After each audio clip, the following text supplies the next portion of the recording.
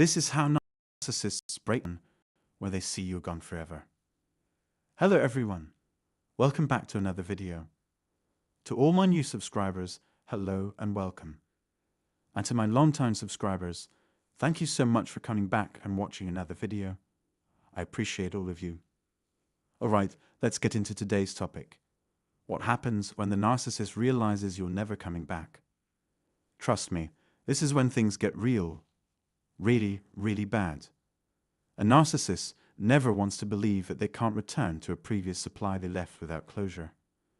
Whether you were their greatest supplier or not, they can't stand the idea of not being able to come back. Why? Because it shatters their fragile ego. Narcissists thrive on the belief that they can always re-idealize their past supplies. They take great pride in thinking they can waltz back into your life whenever they please. When a narcissist knows they can't come back to you, it's a huge blow to their overinflated ego. They need that confidence boost, that validation, to maintain their manipulative game. They want to believe they're all that, and being able to return to a former supply feeds into that false sense of self. So, if they think you're waiting on the shelf, it fuels their game of manipulation with their new supply and anyone else they're stringing along. They thrive on the belief that you'll open the door where they come knocking again. That thought keeps their ego going strong. If you found this insight helpful, make sure to hit that like button, subscribe to the channel, and turn on notifications so you don't miss any of our future videos. Drop your thoughts in the comments below. I'd love to hear your experiences and questions. Let's dive into this journey of understanding and healing together. In their twisted minds, when they leave you hanging without closure, they think you're sitting there wondering, oh, they must want me back. But the thing is, they're not coming back until they're good and ready, until they're done doing whatever they want, wrecking your life in the process. So, knowing that they have low self-esteem, no self-worth, and don't love themselves, so they can't love you, it's all just a messed up game. It's like a storm of sewage, seriously. These folks have a ton of issues. They have 99 problems, and being faithful or honest isn't one of them, okay? Here's the deal.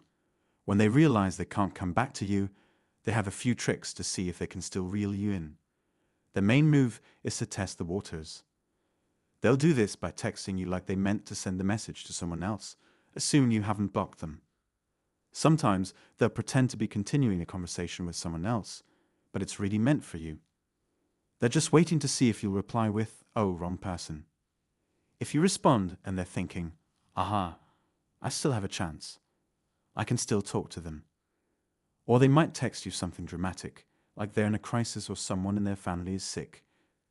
Could be a total lie, just to get you to respond. They might even use the kids as an excuse, anything to get a reaction from you.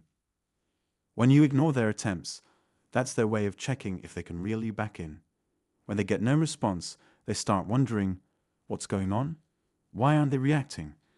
Then they'll send their flying monkeys, family members, or mutual friends to talk to you and gauge where you stand regarding the narcissist. But listen, when you don't respond to their texts or calls, and they even try using boner numbers to get your attention, they're hoping you'll get frustrated and react. If that doesn't work, they'll start a smear campaign, spreading outrageous lies about you just to see if you'll reach out and say, why are you lying about me? You know that's not true. Any response from you is a win for them. However, when you stay silent because you're truly done, and I mean completely over it, you've moved into a state of apathy. Apathy is like kryptonite to a narcissist. They'll try every method they can think of, calls, texts, emails, to see if they still have an emotional hold on you. When you don't respond, they'll even use the kids as a last resort. But if you shut that down too, and refuse to engage, they lose their grip. Then when those flying monkeys and extended family members start reaching out, you shut that down too. They know the score by then. They know you've blocked every avenue they're trying to use to contact you. They know you are deliberately ignoring them. Let me tell you, they may do dumb things, and they might be a little nuts, but when it comes to playing mind games and trying to rope you back in, they're experts. They know that game inside out. But when it comes to anything logical, yeah, they're pretty clueless. But trying to reel you back in? oh, they've got that down pat. But darling, when they realize that every attempt to reach you is met with silence, they know you've reached that state of apathy. And let me tell you, that hits them where it hurts. They never want to think they can't come crawling back to you. It's like a blow to their ego. Imagine how bad they'll look if they can't reconcile with you. It'll make them look like the problem, right? If you're not responding to anything, it's like a wake-up call. That apathetic state means, I just don't give a darn. A narcissist relies on you to keep that emotional door ajar for them. But when you slam it shut and declare, nope, you're not getting any more of my feelings, which is basically your energy in motion, listen. This is where, if they've got a new target in sight, that new target is going to face all sorts of trouble. Because let me tell you, a narcissist's coping skills are about as good as a leaky boat. They can't handle rejection, and they definitely can't handle any kind of conflict. So when you reach that point of apathy, they're desperate for you to care, to feel something towards them.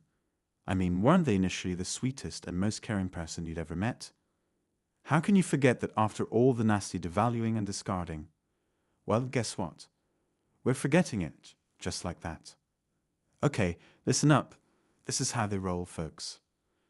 When you genuinely hit that emotional switch off, they know it.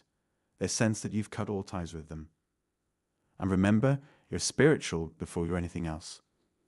That emotional bond they once had with you, it's shattered. It's history.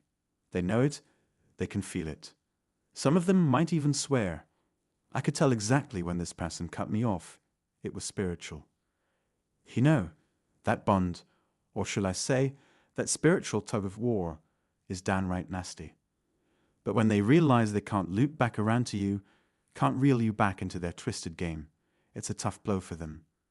They unleash all their fury on the new supply, and let me tell you, anyone close to them is catching heat. Some of you might have heard tales of how bad it's getting for those folks.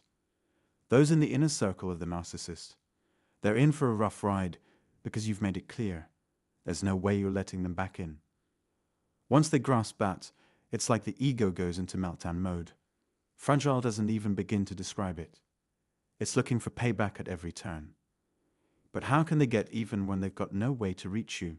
Just imagine the chaos swirling around them during that time. Let me tell you something. Your absence is hitting them hard. Yeah, it's true. Your decision to stop caring for that buffalo with a ribbon, that's got them reeling.